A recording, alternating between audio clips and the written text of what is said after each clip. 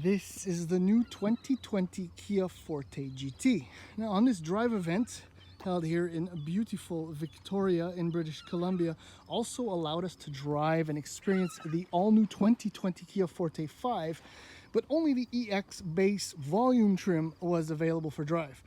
That's why I want to concentrate this brief video on the GT, because it is well worth it. First thing you need to know about the Forte GT sedan, which is what this car is, base price is $28,995.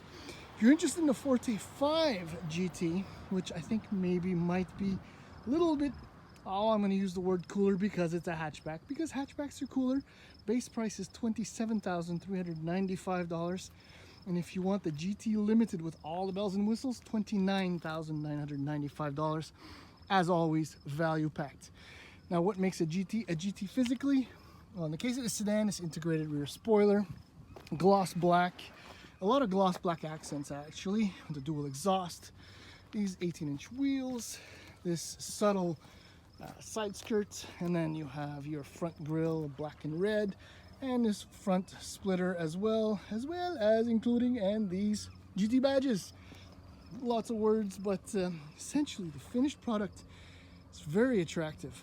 On the inside, it's very Forte, but there are some subtle differences, including some red stitching accents, if you see them there. These wonderful, very nice and supportive, comfortable seats, and this flat bottom steering wheel with the GT letters. There isn't much else to say about the car other than the steering wheel also includes these paddle shifters, because everything else is standard loaded Forte. So a wonderful big screen, Kia's UVO system, heated seats, heated steering wheel, wireless charge pad, lovely little screen up here, full battery of safety features including the intelligent cruise control, blind spot warning, lane keep assist. Everything is part of the picture. But the real revelation, I must say, comes from the drive. But there is one slight disappointment in the driving experience, and I'm going to go over it. Alright, so driving the Forte GT is something of a revelation compared to the Forte5 EX that we drove this morning, which is a non-GT car, obviously. The difference when we stepped out of one and stepped into the second one is incredible. The most obvious difference was in the steering. The weight behind the steering is incredible. And most surprisingly, there's no on-center play, and the response is good. There's no feedback to speak of per se, but there's enough confidence in the chassis that you know, you feel connected to the road. I'm surprised I'm using these actual words myself. The other immediate difference is in the suspension tuning. The GT has now a multi-link setup instead of a torsion beam that is standard in the other cars, and the dampers must be different. They didn't specify that the dampers are different, but the drive quality, to be quite honest, suffers quite a bit. There isn't a sufficient amount of compliance in the dampers to actually make the drive comfortable, and here in Victoria, most of the roads that we're on are fairly smooth. I'm thinking in Montreal, it might turn into a painful driving experience before soon.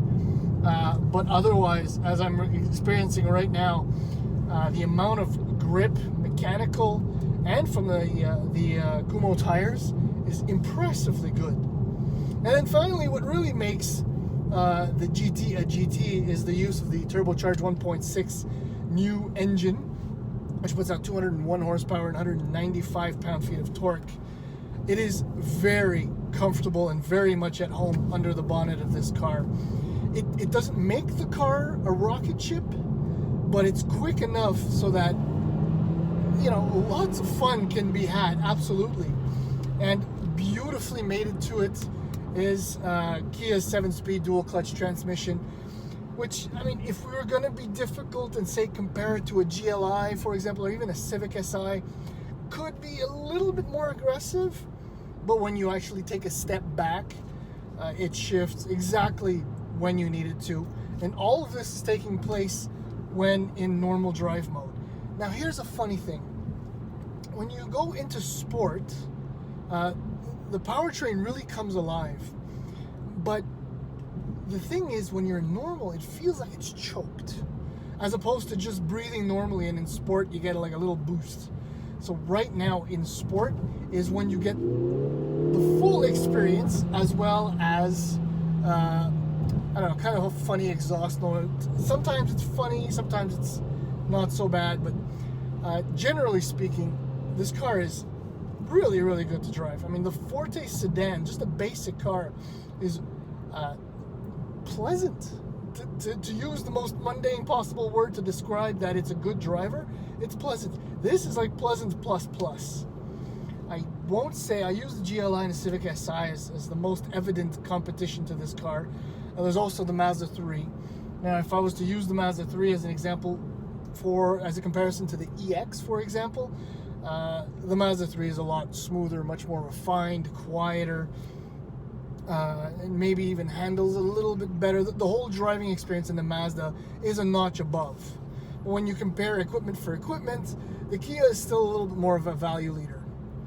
Having said all of that, the GT car is a surprise. But then again, I shouldn't be surprised, because the Elantra Sport and even the Veloster Turbo and all these other cars are really good fun. So, a lovely car, really, really worth it price-wise. Definitely worth checking out, but if you live in an area where the roads are bad, maybe stick to the regular EX. It's a little bit more compliant, if you will.